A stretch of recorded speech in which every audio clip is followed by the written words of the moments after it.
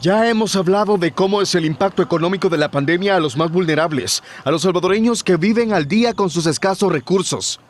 Pero, ¿qué pasa con la clase media, los que no son pobres, pero tampoco ricos? Para la clase media, que por muchos años y por toda la vida es de saber de que son los que pagan todas las consecuencias, ¿verdad? Se nos va a hacer bastante complicado el poder invertir más adelante. En la pirámide económica se habla en general de tres estratos: ricos, clase media, pobres.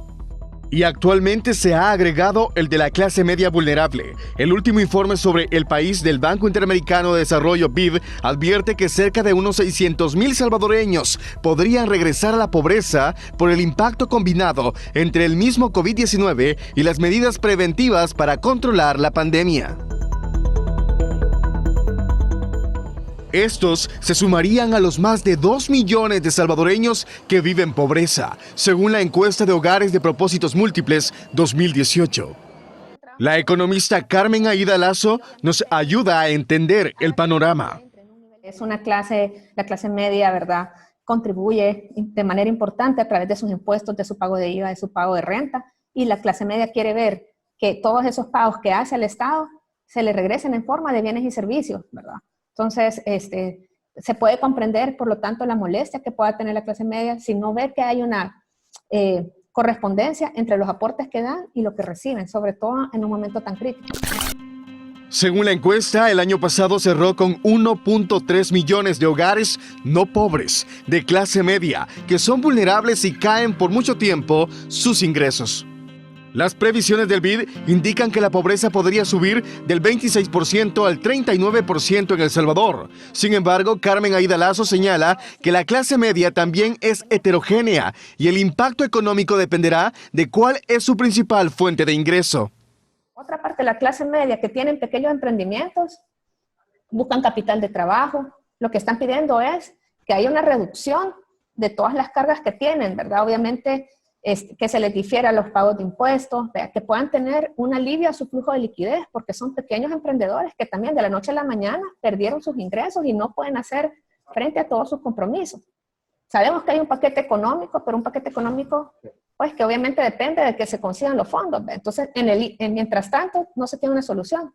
Otra parte de la clase media, como usted dice, que es también la que dice, bueno, si yo pierdo mi empleo formal, si yo pierdo mi trabajo, voy a estar en vulnerabilidad de caer en pobreza.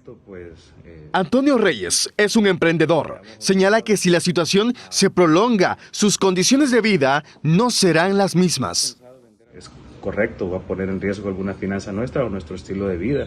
Tenemos que ver cómo nos acomodamos. Reyes afirma que algunos conocidos han tenido que vender bienes para enfrentar la crisis.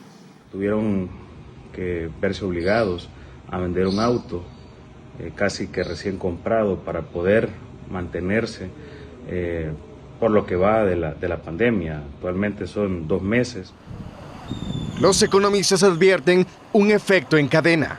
O sea, hogares que son no pobres entran en la categoría de pobreza por la ausencia de ingresos, por la ausencia de mecanismos, y también, Wilson, que hogares que ya están en pobreza tengan una pobreza más extrema.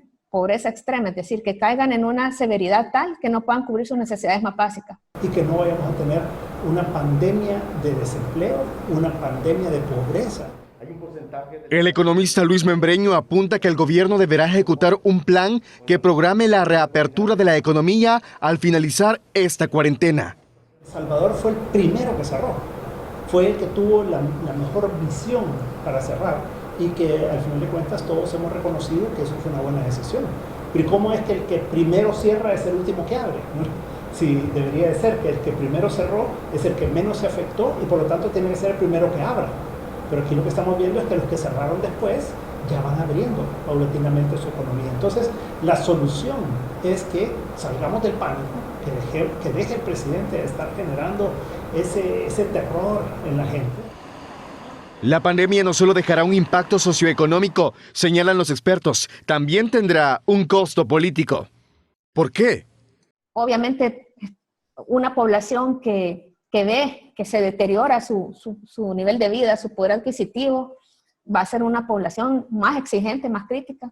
Yo creo que la gente ha comprendido, creo que la gente comprende que estamos frente a un fenómeno inédito, pero también la gente demanda que de la misma forma como se comprende el fenómeno, sea abordado. En Foco, Wilson Oliva, TCS Noticias.